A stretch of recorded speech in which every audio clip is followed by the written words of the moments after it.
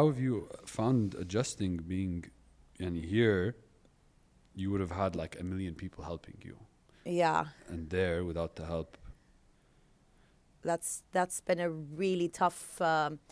It's been really tough, to be very honest. I mean, moving to a place where I had nobody, no family, no support system, with a baby who was 6 months, it's been really hard. But I came when Corona happened, so I was really, really lucky. I mean, I came and the world was shutting down. I mean, I came in February and the world shut down end of February. So Yeah. it was just the right time. And I really loved being a mom. I mean, I just wanted to kind of dive deep into motherhood.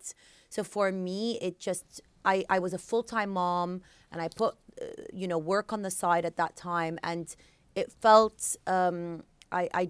it felt easier because I was very much involved. Yeah. But I missed family, of course. I mean, there's nothing like learning from your friends who have kids as well and your parents. I had to learn everything on my own, make mistakes, and it was challenging, but I managed. Yeah. Yeah, I managed. Thank God. I think the Kilan is almost 3 and he's still alive. So we're good. We're good. I love how that's the benchmark. The fact that he's still alive and kicking means you're doing a great job. It's Best, really funny. Yeah, yeah. definitely. It is the benchmark. Listen, I think you'll never get those moments in your life back again, right? Like that's like if there was a silver lining of COVID, it was probably the world forcing all of us to stop Yeah. and spend that quality time. And you've always how long have you been running for now with Mochi? Like how many? I can't believe I'm saying this out loud. Yeah, It's going to be 10 years next year. that's crazy. Like 10 years. And I started in 2013. I was just 28 years old and I had just turned 28 and now I'm turning 36. Like it's insanity to me that I've had this brand for 10 years. Yeah. Yeah. Crazy. And Aslan, how did you even like start with this idea? Like where did you conceptualize and incept the idea that this is what you're going to be doing for the foreseeable future of your life? I mean, I never really was into fashion crazy enough, but I always loved the idea of, being able to express yourself with different clothing. So I think that's something that really made me get into fashion, and also being surrounded by my family who was always into fashion as well.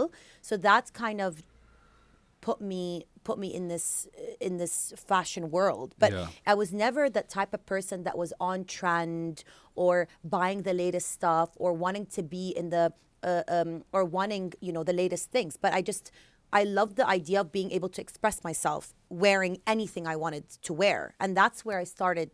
That's how I started Mochi, really.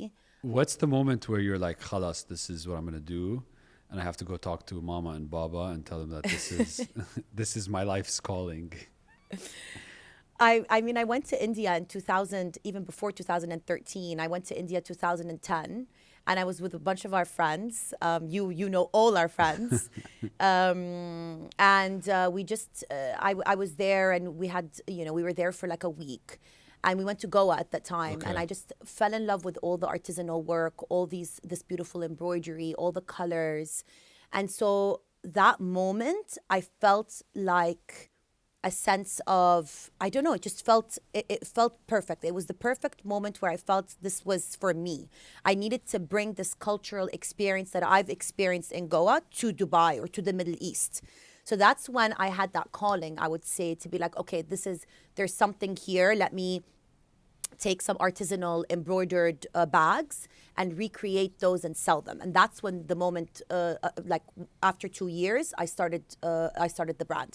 And what happened I imagine it's probably not khalas you decided and then in those 2 years it was just building. I would imagine it's a lot of like back and forth. Do I want to do Yeah. this? You Yeah, talking to actually, people. Yani, yeah. what happened in that 2 year gap? I think that the 2 year gap, I was just distracted. I really didn't want to. I was also younger, and I didn't Yeah. know what I wanted to do at the time. And also, I actually had another brand before Mochi that I don't know if a lot of people know about. I had a brand called Yayo.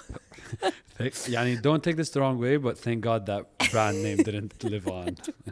Yeah, it's not a really nice name. But yeah, I started a brand called Yayo, and that was the time, I really wanted to, again, showcase, me putting Yeah, my name out there. But that didn't work out. I was very much young, and it wasn't the time. yeah, But when I was time, I didn't really ask a lot of people. I remember myself just really excelling. I knew what I wanted to do. I started selling in my home in Dubai when I was living with my parents at the time. And I sold out within a month. And that's when I remember I had a little bit of money at the time, and I was the one that invested in the, I had like around 30 pieces, and I sold out. And that's when I was like, okay, now I need to ask Mama and Baba for money, because this is something. This is something. There's a brand here. There's a business, and I needed the capital. yeah. So that's where it kind of escalated. But I never spoke to anyone about it. I didn't really have a brand or a brand name. I just sold what I had, but it sold out. So I knew I was onto something. Okay. And was that like first collection? Was it like friends and family that bought from you, or was it like? Yeah, I think the first, when I first created Yeah. Mochi, I created a bunch of bags, and those bags were sold by friends and family. I mean, a few people here and there that we didn't know, but mostly friends and family. And then I was still working actually at a facility management company at the time. Yeah. And I was always at the back of my computer researching, different brands and what they're up to, and kind of getting inspiration. And I had another opportunity to go back to India. And that's when I was like, okay, I'm going there. I might as well add some more pieces and more items into this collection that I wanted to create. And that's where I went to Rajasthan, and I went by myself on a trip for 10 days, kind of like backpacking, literally. And I met this guy. His name is Reyes, which, by the way, I still work with after No 10 way. years. I swear, he's like my favorite person. And we created like a mini capsule collection, and I named it the Jaipur collection, because Yeah. I wanted my collection to be inspired by countries, and I wanted to showcase the artisanal work that is represented by the culture. So that's where I named it Jaipur collection, and we did this like capsule collection that I brought back to the Middle East. Amazing. And again, that sold out. So now you know you're onto something at that point. So right? now it's like, okay, we Full throttle. need a PR, we need a logo, we need a name. we need a name. Like, what am I naming this? Yeah. And then, I started building the brand from there, I would say. And of course, I asked for capital, and thankfully, I got a capital at the time. Yeah. So I was very lucky to have the support of my family, and it built from there. Yeah. And you said that it felt, Yanni, it sounds like there was something inside you that felt like it was right. How is what you felt, Yanni, when you were starting Mochi different than, if at all, different than when you were starting Yayo? Yayo. It's just maybe it's the fire, the passion, or just the idea of people buying, just knowing that people were coming over to purchase a product. And I remember living with my parents, and then these random people texting me on Instagram. Instagram had just started in 2013. So they would be texting me and be like, hey, can I come over and shop? So I think meeting so many people and selling out in such a short period of time, and having, cash in my little cupboard. I had a little cupboard that I would just shove cash in there. That's where the fire That's kind of amazing. started. I was like, okay, I have money in here. You know what I mean? Yeah. So that's kind of where I was like, okay, that was the fire. And that's what made me kind of excited. Just people validating it, I guess. People telling me you're doing, there's something here. They like the product. Yeah. And I can imagine, Yanni, getting into... Did you always have this plan to build a global brand, or was it? You said that you wanted to bring something to the Middle East initially. So Yeah.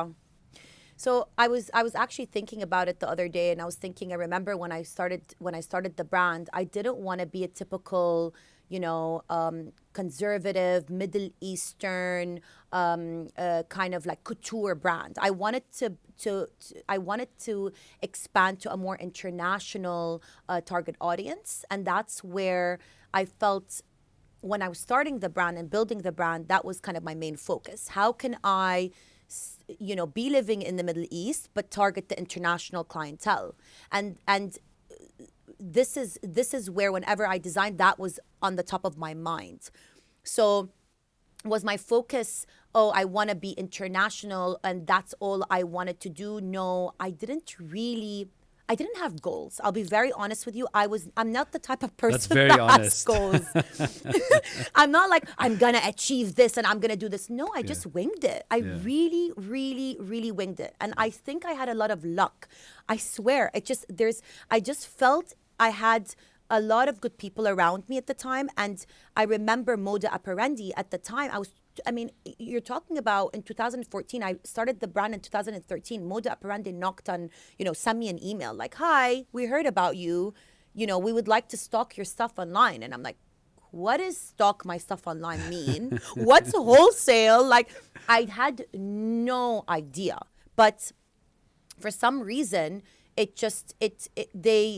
because I built this international looking product, they saw that. And that again gave me that validation. It was just a validation after a validation, like I'm doing something right.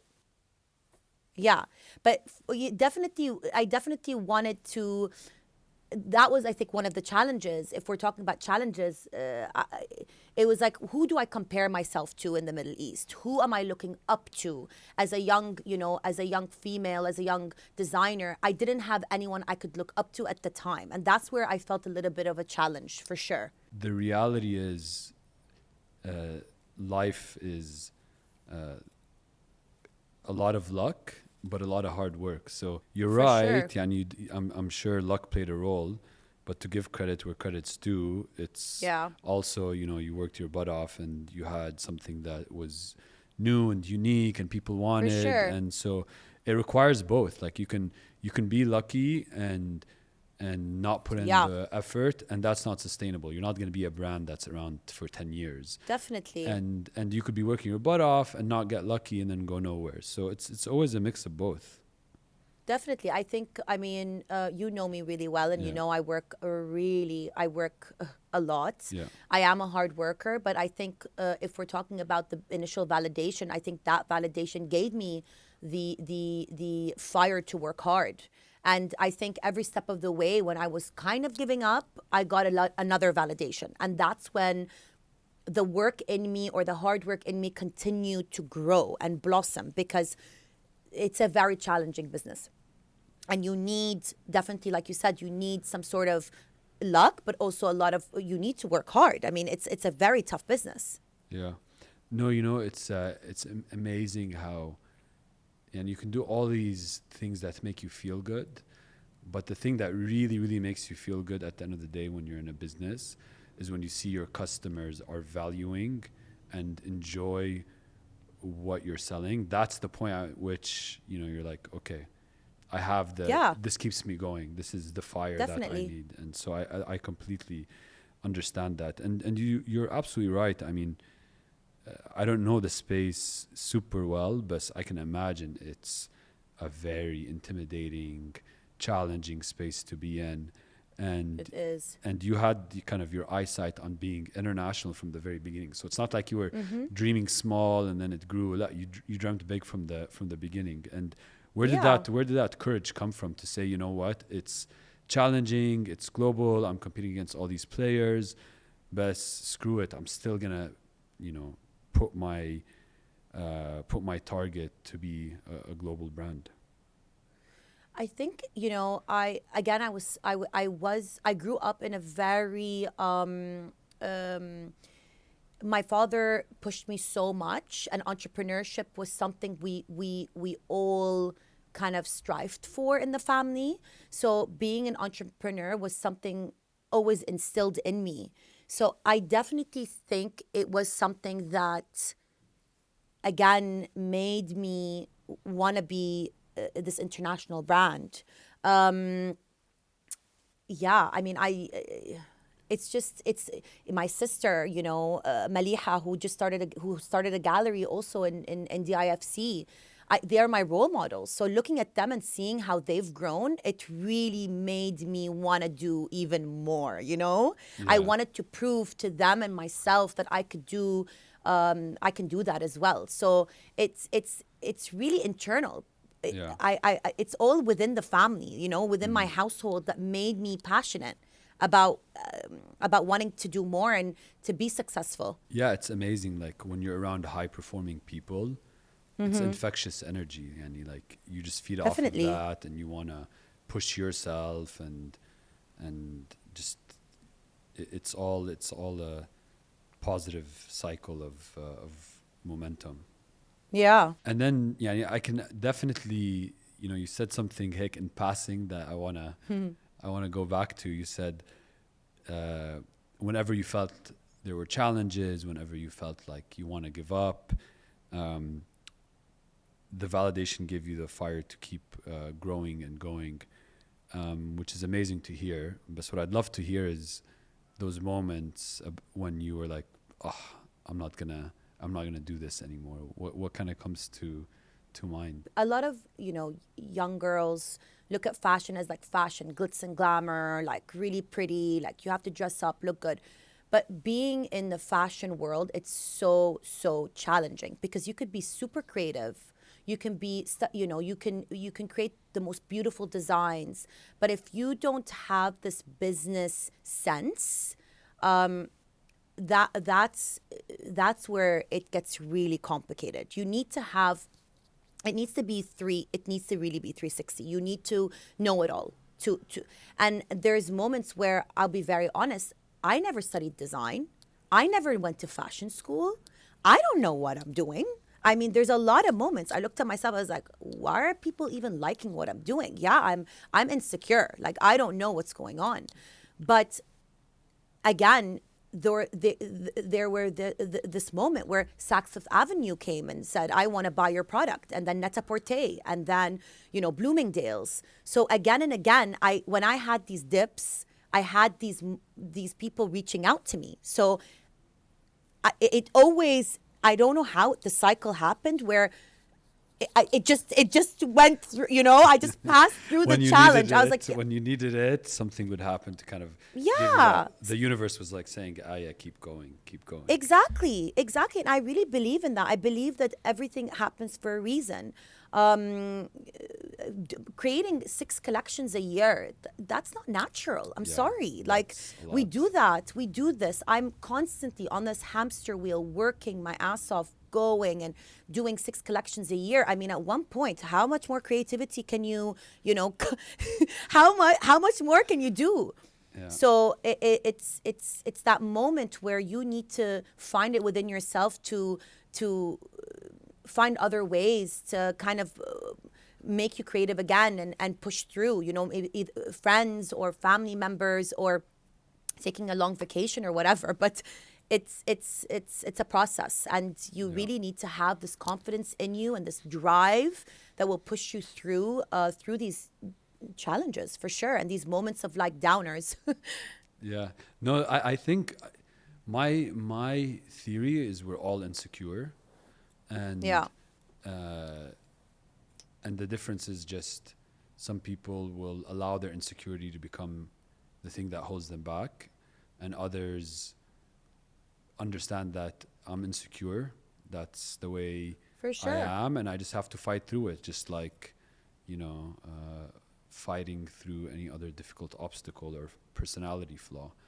And I Definitely. guess I were there mean, were there moments where you felt like, were there triggers or things that would happen that would usually make you feel insecure, definitely. yeah, I mean, creating a collection is it's a very personal thing. Like when I'm creating pieces, even if my mom is criticizing that piece, I'm feeling it damages you a little bit.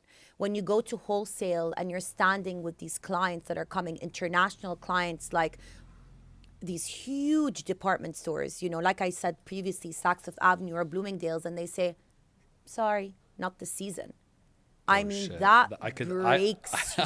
I feel like my heart fell out of my ass just hearing you say that. There's moments where I'm hiding, like Yeah. literally hiding. No one knows. Yeah. I'm there. No one knows I'm there. I'm just at the back hiding and peeking out, like seeing what are they saying now. I mean, if it's a positive response, I see a smile, I come out. But if I see someone going like, not this season, oh, my heart. Like it's your personal work. It's your putting your baby. personal work Yeah. out there. It's your baby, and them criticizing it, Yeah. it's hard. It's Yeah. it's hard. So my insecurities definitely have to be covered up most of the time. Like I'm always like, yeah, I know what I'm doing, but it's definitely these moments where you really have to dig deep and say, trust your instinct, trust your tuition, and say, you know what, you did this, you're strong, you're confident, and you just have to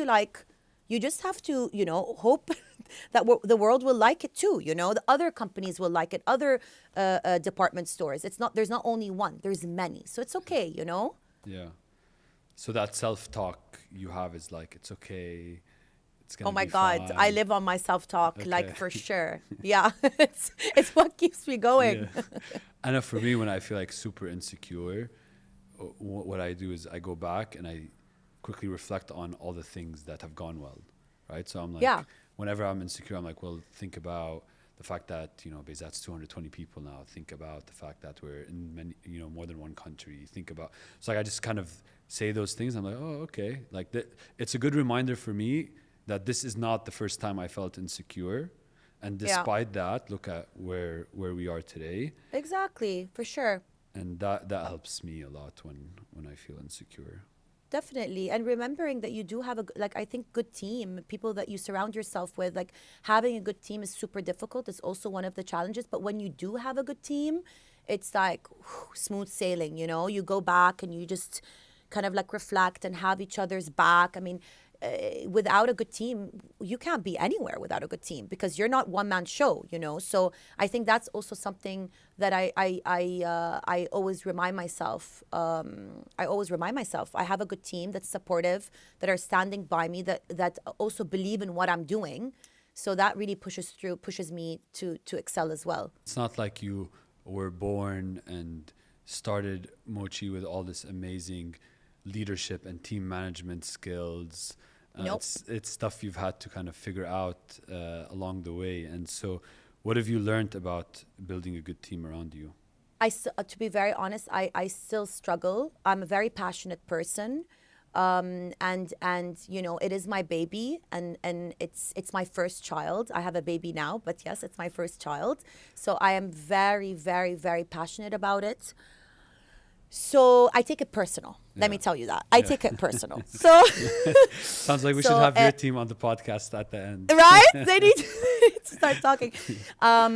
It's been up and down. I mean, in 10 years, there have been people in and out, but I think that's normal. Yeah, absolutely. But once like I said, once you have a good team, you sustain the good team and you make sure that they're happy and you're happy and things go a bit, smooth sailing.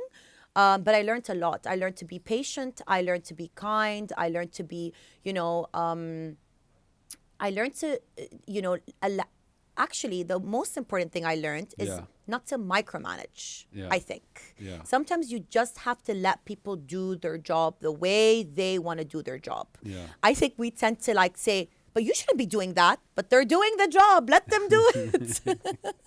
Absolutely. But, as long as the end result is the same, then they're doing it. So I learned that now. And now I'm feeling so much better because I allow people to do their thing and I take a step back. And then at the end, everything is smooth. And, just being calm and just trying to be more relaxed. Yeah. Yeah. I mean, we were just talking before we started recording that we must know each other now for I want to say 15 years, if not longer than that. And Crazy. one thing I've noticed as you've kind of matured in your business, and maybe it's just maturing in life, is that you're definitely much more like laissez-faire and zen than like Yeah. Aya from 15, 16 years ago. And Yeah. so what do you think's kind of driven that change? Is it something you've actively worked on? You think it's just time? Yeah, I think it's just, things happen when you least expect them. I've been through a lot in my life that now I just don't take it so seriously. I just say it is what it is. It happened, and we just have to live with it. I mean, personal things have happened. Moving to Amsterdam, collections failing or collections doing better than other collections. A lot of experiences in my life that have made me more relaxed, I think, as a person. Just not taking it as serious as I used to. Yeah. Yeah, no, it's definitely nice, Yanni, talking to you and seeing you. So I feel like you're at peace. Thank you. I feel like you're at peace, which is amazing to see. And what I wrote down is I did a lot of meditation. I did a Okay. lot of meditation. I've had a breakdown, actually. If you Yeah. want me to be very honest, I've Yeah, had a please. breakdown about 3 years ago, Okay. where I was just, I think where you get to a point when you're designing where you don't see any more good things happening. In a way, it's like, What how do you can I mean? explain it? Yeah. I've never been in a place Like, where I'm designing a fashion yeah, line, so you get to a help me point. understand. Yes, I'm going to try to explain. You get to a point where when you're designing, you're Yeah. just on this hamster wheel that you stop seeing what you're actually doing. So if someone tells you Gigi Hadid just wore Mochi, you stop feeling it. Okay. You get to a point where you don't feel anything good happening. I don't know if this is ever, if you've experienced this, but Yeah. like you would tell me, Bella Hadid or Gigi Hadid, some people obviously in the fashion industry that you would love to dress, wore Mochi in the red carpet. I'll be like, okay, who's next? It became this feeling where I just stopped feeling. I don't know how to Just explain became it, like but numb to the whole I became numb. experience. Yeah. I became numb. And that's where I knew there was something wrong with me. I was like, okay, there's something wrong. This is not natural not to feel any joy. I lost the joy of anything nice. Like even like, oh, let's go for a nice brunch with your friends. I'm like, yeah, whatever. Like everything just started becoming I felt like I was dragging. And Yeah.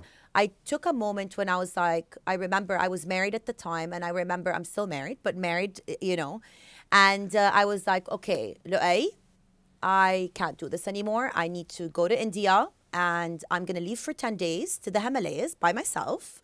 And I'm going to do this like meditation retreat thing in Ananda, this retreat.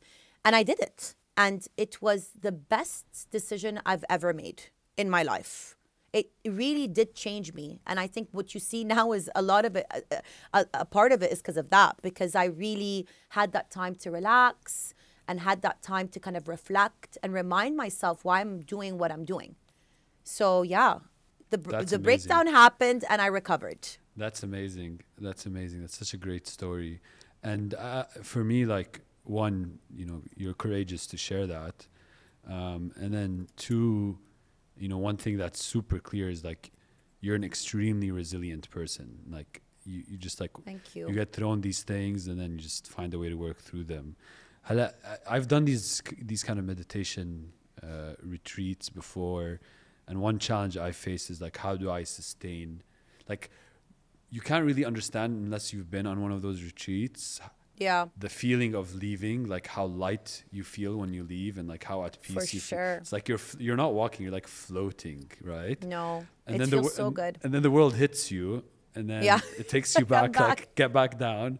And so one challenge I faced is like, how do I keep some of that like light or that goodness from that moment? Yeah.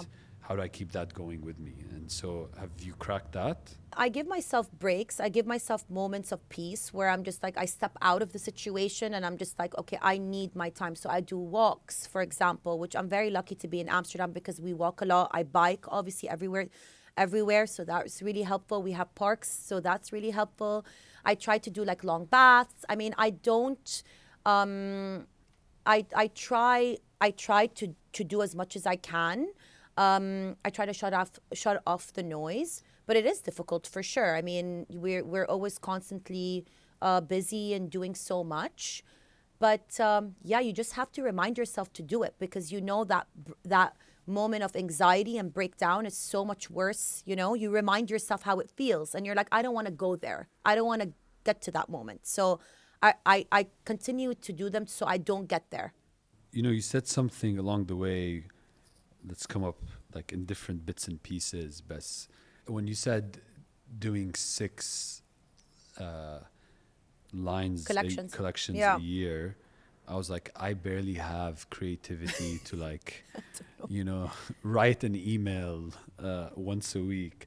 And so tell me about kind of the creative process. Like, how do you sustain that level of creativity? What do you do when you kind of hit, I don't know if there's like a writer's block version of fashion Yeah, there designing, definitely is. but I'd Yeah. love to just learn more about the creative process. Well, after being in the business for almost 10 years and after having a baby, I did decide to kind of slow down. I moved to Amsterdam almost 2 years ago. And when I moved here, a little bit before I moved here, before Corona, I was like, okay, I can't do this anymore. There's no way I can do 6 collections a year. And have a baby, and it just felt too much for me to handle. And given the fact that I was telling you earlier, I did have that breakdown, I didn't want to get to that point. And also, when you're a little bit older, you do know, you understand yourself a little bit better, Yeah. and you're like, why Yeah. why Yeah. like, you know what you need as a human. Don't push yourself. So I did slow down, and I did change my business, actually. So now it is, I'm taking slower steps. So I try not to do seasonal collections. So a lot of my collections are more seasonless. I try to be more sustainable, so I don't produce as much. I don't do wholesale anymore, so I don't produce in big batches, or stand and get insecure anymore, because I know I can't handle it.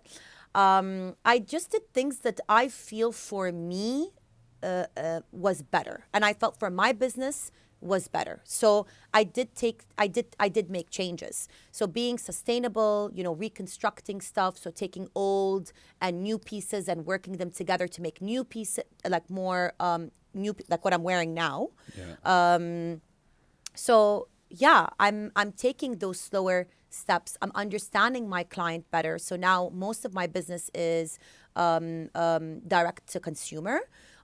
So I really tap into my client much more. I understand my client much more. I'm designing for my client. And that makes me happy. I feel so much more personal.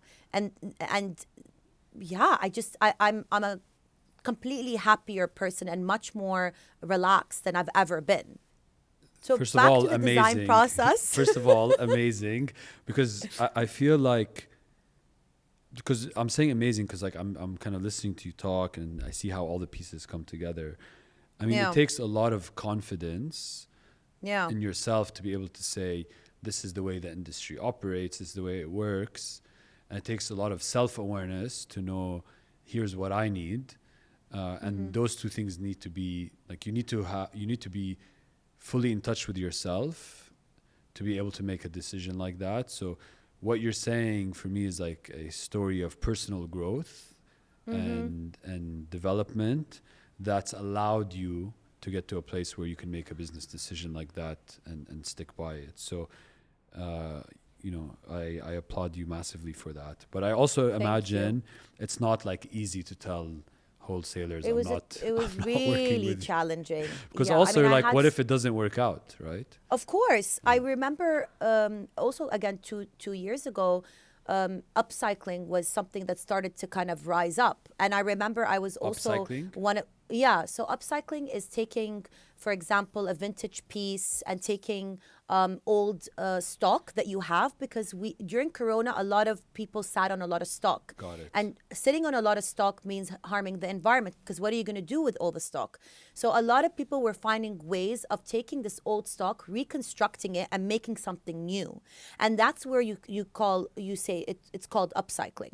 So I wanted to do that because I really felt the need for being a bit more sustainable, given the fact that I had a baby moving to Amsterdam, which is a very sustainable country as Yeah, well. 100%. So I was just like, how can I change my business? And that's where I kind of did the upcycling move. And then how about like talking to retailers or wholesalers and saying, you know, Yeah. It wasn't really good, but it worked. I mean, I think people respected the fact that I was changing my business model, yeah, because a lot of people wanted to do that but didn't know how to do it, or wanted to slow down and slow the pace and be more aware of the environment, be more sustainable, but struggled to do that. So wholesalers respected me for sure. I mean, I still have a lot of wholesalers that are asking to do capsule collections with them on a more sustainable way, less quantity, more upcycling, again taking maybe their old stock and repurposing it with Mochi. So yeah. we people are getting there. It's an Okay. educational it's something people still need to be educated on. They, at one point, a lot of brands were saying they're not going to do spring summer, they're going to do resort, they're not going to do resort, they're just going to do one collection a year. So they were talking about it at one point, but has it really been implemented? I don't think so. I think it's getting there and they want to do it, but then you know it's a tough industry. It's fashion. I Yeah. mean, it's consumerism. People Yeah. still want to buy. It's a mess. but I know people are trying to be better. I mean, I wanted to be better and I did it, and I hope people want to do the same, to be honest.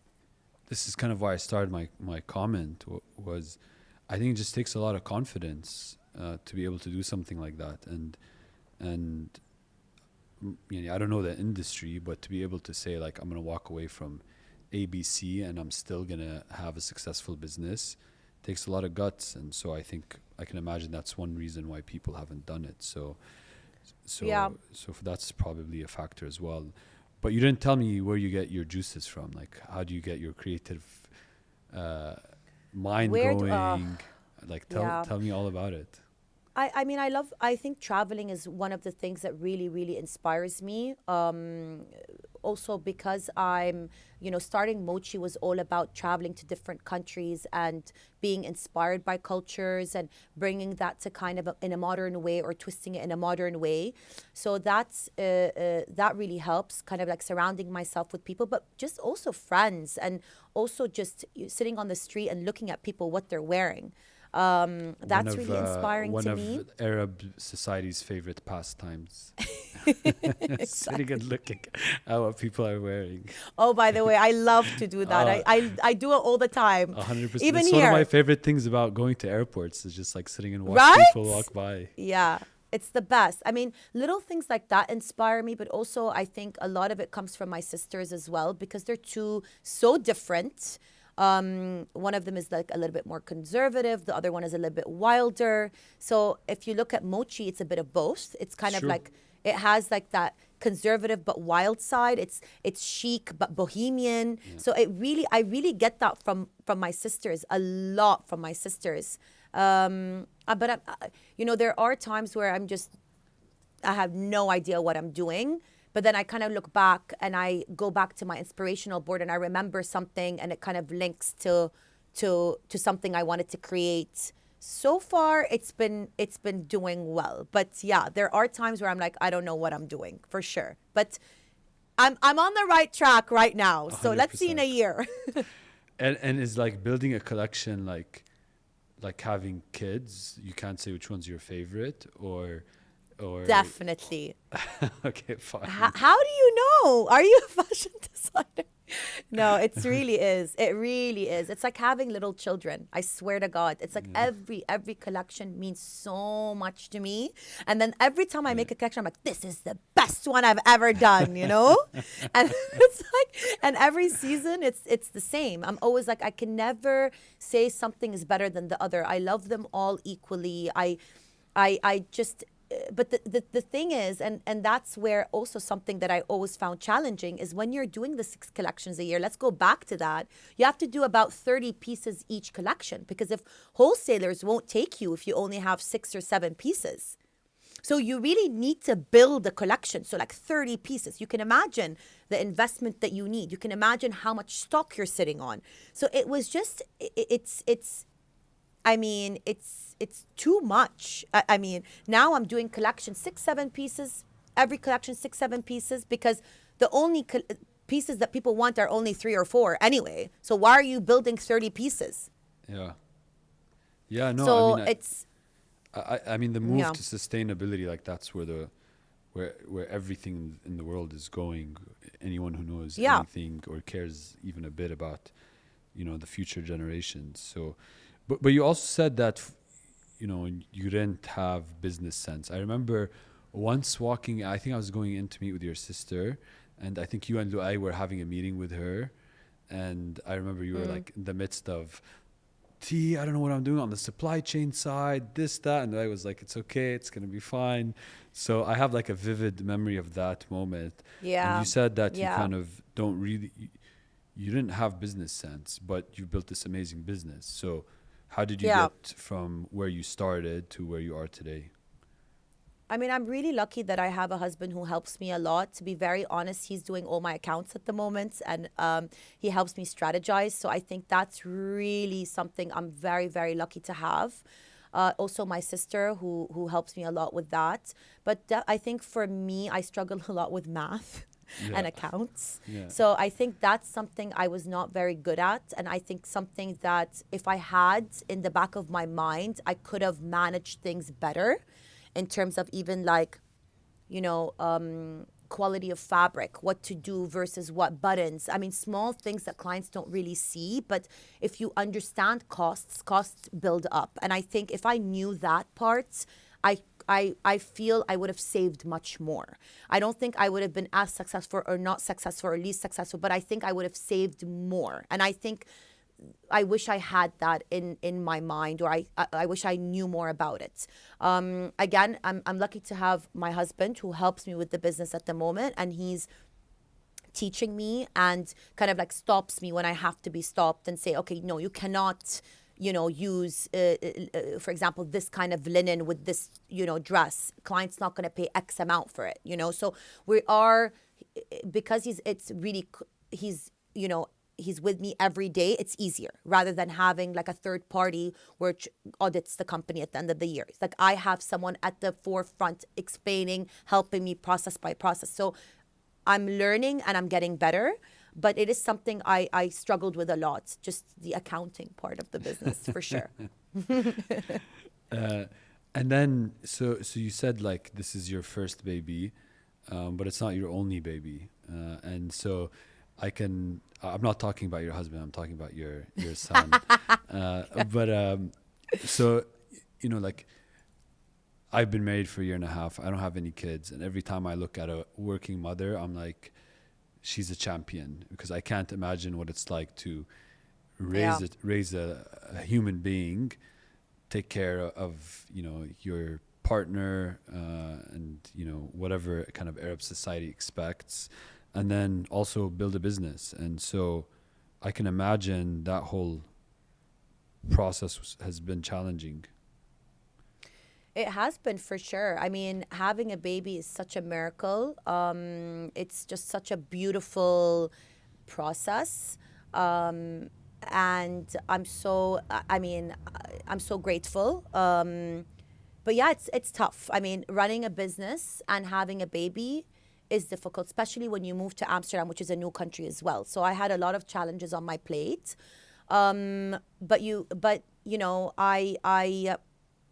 I I had the support, I would say, from my husband again, that we took turns. We did the things that we had to do necessary. I mean, you take the morning shift, I take the night shift. You take the night shift, I take the morning shift. So it worked out. But not a lot of people have that support system. So I do want to say I'm very grateful for that. It's tough, but I think when I see my son, and I'm hoping one day when Kilan sees that I haven't been available as much as I would want to, he would look up to me and say, Mama, I'm proud of you and I'm proud of what you've done, because I do what I do, not only for him, but also to set an example to every female entrepreneur and every woman out there, because it is not easy to run a business as a woman. It's not easy to run a business as a mom. We just put so much pressure on ourselves to try to prove ourselves, to showcase to the world that we're doing so good. So it is a lot of pressure and I just want to continue doing what I do to set the right example. Yeah, I mean, like you said, Yanni, and from my perspective, like just, it's starting a business and running the business is just feels like it's overwhelming. I can't even imagine like starting the process of thinking about kids, because I feel like that takes up so much of my energy, my mental space. Like I feel like even probably impacts my body. And so like I can't even imagine, how you were able to kind of get to that point. And I mean, because we're very close, and that I struggled having Kilan. I mean, I tried to have Kilan, for 2 years, a baby for 2 years, but it was a struggle, and I had to, I had to do IVF, and that was really tough for me, and really tough, especially that I was also running a business.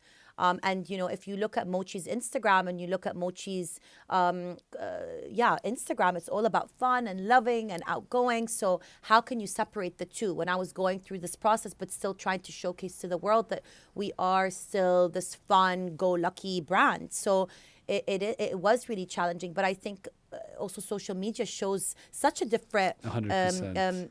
it shows such a different look of what you're actually going through, which is maybe a good thing in a way, because I didn't want anyone to know that I was going through it. But I think, again, when I go back and think, okay, I always ask myself, like, why did I have to go through this process? I mean, there's many reasons, but of course, I did put myself under the pressure of work. I did, work very hard as well, and maybe not take care of my body as much as I should have taken care of my body.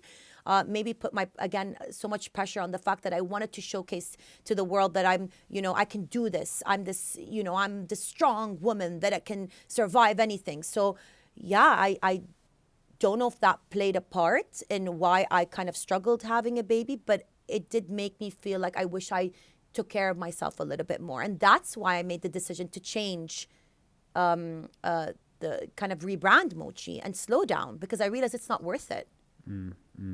Thanks for sharing that story. I mean, I think obviously I know, but I mean, for you to share that's very brave. And I'm you only realize why things happen in retrospect. When you're going through them, you never realize this is why I'm going through that moment. And so like if you kind of connect all the dots of your life story so far, it's all taught to you to get to this point where now that you have a son and you have a family, to give you the courage, to give you the life lessons, to slow down, enjoy the present moment a lot more, enjoy disconnecting. And Definitely. So it all ends up happening for a reason. Exactly. I completely agree with that. I think everything happens for a reason. And I think if I didn't, if I got a baby 2 years before I did get a baby, maybe that wasn't the right time. So I've never been sad. I've never looked at myself and I was like, I never felt sorry for myself. I knew the moment was gonna come, but maybe that wasn't the right time. So I think at the end of the day, I do look at the light at the end of the tunnel. I did see the future of me being a mom. So I was very optimistic. And how do you have that faith? Like when you're going through something tough, like how do you have the faith? It's very easy to start feeling sorry for yourself, to say, oh, Definitely. this always happens to me. Life is shitting on me. I was expecting it, and here it was. It showed up. And so how do you keep the faith, Yanni, and not let yourself feel sorry for yourself? I do believe in the higher power, to be very honest. Okay. I do believe that something out there is bigger than me, that is protecting me and taking care of me. And I do kind of like sometimes let go and say, okay, there's something out there that is leading me to the right direction. That gives me the faith for sure. Yeah, and again, just being surrounded with the right people, making sure that you can talk to these people, making sure that you have good friends around you, your family members. That kind of always, I mean, I have one of my friends as well that's always like, not naming names, but I'm sure you know who she is, would be like, really, everything is, adi, like, who cares, and that kind of puts it in perspective. So I was like, yeah, actually, who cares, like nothing really matters, and everything is very adi. I'm like, yeah, everything is very adi. When you start thinking like that, everything becomes like, yeah, it's not worth it. It's not worth to be upset about that. You know what I mean? So just like, not taking things too seriously. Life is too short, and I think everything, like you said, happens for a reason. Kind of believing that you're here at this moment for the right time. What's that saying? You're here the right time. Yeah, I guess it's like, Yanni, the way I heard something today, actually, on another podcast I was listening, and he said that never take advice from other people, or if you hear advice from other people that is advice you don't necessarily believe in, and it's, let's not to call it advice, let's call it criticism, for the lack of a better word, but that's kind of what he was talking about. Don't listen to it, because this is the only time in history where Ayah is alive in 2022, living in Amsterdam, doing what she's doing. There's no other moment in history that's like that, right? And so each of our life experiences is completely unique to us, and it's the only moment in history where those set of circumstances are happening. And so I completely, that stuck with me, because when you think that way, then you're like, okay, like, who cares? Yeah, exactly. I think if I don't live my life like that, I would be very anxious. I just let it be and see what happens. Let's see what happens. And so, I'm going to ask you a question I've been asking you now, for almost 10 years, which is, when are you going to start a men's line? Oh my goodness. Well, I did a unisex hat now. Have you seen it? I haven't You need seen to it. see it. I It's need really to buy cute. it, It's a hat with crochet flaps. I mean, it's really out there. Okay. So it's really not borderline, It's borderline not for men, Okay. but it is, Okay, got you. Like Khalil can pull it off. Come Okay, on. fair. Yeah, he can pull off a lot of things. I agree. Exactly. I mean, I'm trying. I will get there, but I can't be the one designing for a men's line. I mean, I just don't know enough. But maybe eventually, if I hire a man designer, they would be the ones kind of doing that. But I like to stick to what I know best. I don't want to ever say that I know it all, because I don't. As I was saying earlier, I'm learning along the way. So yes, if I do find someone that I respect and they like the brand, then maybe, you never know. But I'm always looking for new adventures. Yeah. And if you need a muse, Yanni, I'm right here as well. So I'll send you some stuff. Don't worry. Please. Listen, I think I could talk to you for another 6 hours. Me too. And that was really nice. And it's been amazing talking to you. I think, and like I said, I've known you for all this time, but I don't know, today felt a little bit different. I felt like I got to know one of my really good friends on a deeper level, and I felt like I felt sitting here. This is gonna sound a bit cheesy, but I felt proud of you, and so I'm really proud. But I'm proud of you too. I really wanted to also say that you're doing great, and this is an amazing. This is amazing, especially for you, because I know you're really good at speaking, and you're really good at like asking a question without asking a question. So this is right up your alley. Like, you're meant to do this. That's what I'm trying to say. You're meant to do this. So I'm really proud of you as well. Thank you, Ayah. We're going to wrap it up there, and I'm sure this won't be the last conversation we have. Definitely not. Take care. Bye-bye.